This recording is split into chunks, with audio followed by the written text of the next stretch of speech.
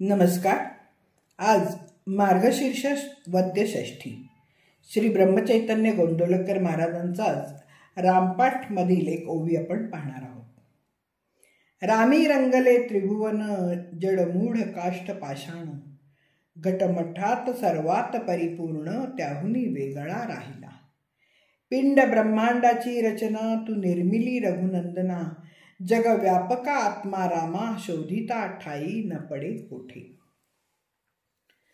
गोंदवले या तीर्थस्थळी श्री ब्रह्मचैतन्य महाराज आपल्या रामभक्तीमुळे आणि नामघोषामुळे सर्व भारतात प्रसिद्ध आहेत. त्यांनी आपल्या आयुष्यात रामनामाच्या प्रसाराबरोबरच जागोजागी राम मंदिरेही स्थापित केली.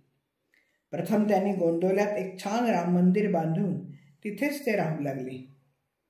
त्यांच्या दृष्टीने मंदिरातील राम केवळ मूर्ती नसून तो प्रत्यक्ष परमात्माच आहे. यामुळे आपले सर्व व्यवहार रामाकरताच असावेत असे ते म्हणत. ते आग्रहाने सतत भगवंताचे अनुसंधान आणि अखंड नामस्मरण करायला सांगत. त्यासाठी त्यांनी रामपाठ या नावाची स्तोत्रात्मक रचना केली. ती अतिशय सहज, स्फूर्त, सोपी आणि अर्थपूर्ण आणि 33 ओव्यांचीच आहे. अनेकांनी या रचनेला भावभक्तीचे अतिशय सुंदर दर्शन घडवणारे अलौकिक स्तोत्र असं म्हटलंय. प्रभू रामचंद्रांच्या अनेक अवतारांचे वर्णन संस्कृत भाषेत ऋषींनी केले. पण ज्ञानेश्वरी लिहिताना ज्ञानदेवांचा मराठी भाषेत लिहिण्यामागील जो हेतू होता तोच ब्रह्मचैतन्य महाराजांचा होता. सामान्य जनांना संस्कृत भाषा कठीण जात असल्यामुळे श्रीरामाच्या अवतारावरील ही छोटी रचना त्यांनी मराठीत लिहिली. व्यास बोलले संस्कृत, ते अज्ञानासी न होय प्राप्त, यास्तव प्राकृत वर्णिले. मला थोडेही ज्ञान नसता, रामपाठ करण्यास लागणारी प्रतिभा माझ्याजवळ नसताना प्रभू रामचंद्रांनी माझ्या हृदयात प्रकट होऊन हा स्वतः लिहून मला प्रेमाने अर्पण केलाय. माझं काही ज्ञान नसे किंचित, हृदयी प्रकटला जानकी कांत, त्याचा त्याने लिहून ग्रंथ भक्तासी अर्पिला प्रीतीने. श्री ब्रह्मचैतन्य महाराजांची ही रामाशी असलेली एकात्मता नक्कीच भारावून टाकणारी आहे. थोडक्यात श्री ब्रह्मचैतन्य आणि श्रीराम एक झाल्याचे लक्षात येते. पण श्री महाराज मात्र स्वतःला अडाणी, मंदबुद्धीचा, भक्ती कशी करावी हे न जाणणारा मानतात आणि रामाला अनन्य भावाने शरण जाणे योग्य समजतात.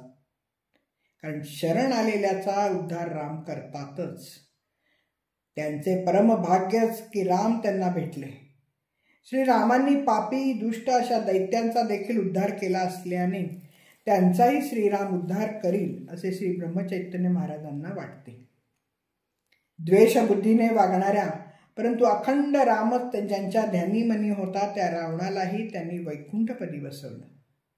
उद्धार करणे हे एकदा ब्रीद ठरल्यावर महाराजांना त्यांचा उद्धार होणार असा विश्वास वाटतो आणि त्यामुळे श्रीरामाचे पवित्र नाम ते घेत राहिले. तेव्हा महाराजांच्या सद्गुरूंनी त्यांना भगवंताच्या निर्गुण रूपाचे ज्ञान करून दिले आणि मग देवाच्या श्रीराम या सगुण रूपाचे दर्शन घडवले. सर्वसाधारणपणे भगवंत आपले निर्गुण रूप गुप्त ठेवतो आणि सगुण रूपच फक्त प्रकट करतो. गुप्त ठेविले निर्गुण, प्रकट केले स्वरूप सगुण, श्रीराम अवतार घेऊन धर्म स्थापिला स्वहस्ते.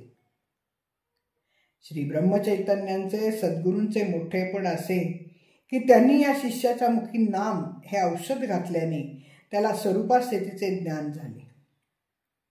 त्या निर्गुण रूपाचे वर्णन करताना रामपाठामध्ये श्री ब्रह्मचैतन्य महाराज म्हणतात की रामचंद्रांच्या निर्गुण रूपाने त्रिभुवन रंगून गेले. त्या रूपाने सगळे विश्व व्यापून टाकले.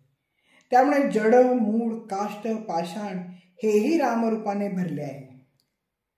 घट, मठ सर्वात ते परिपूर्ण भरलेले आहे.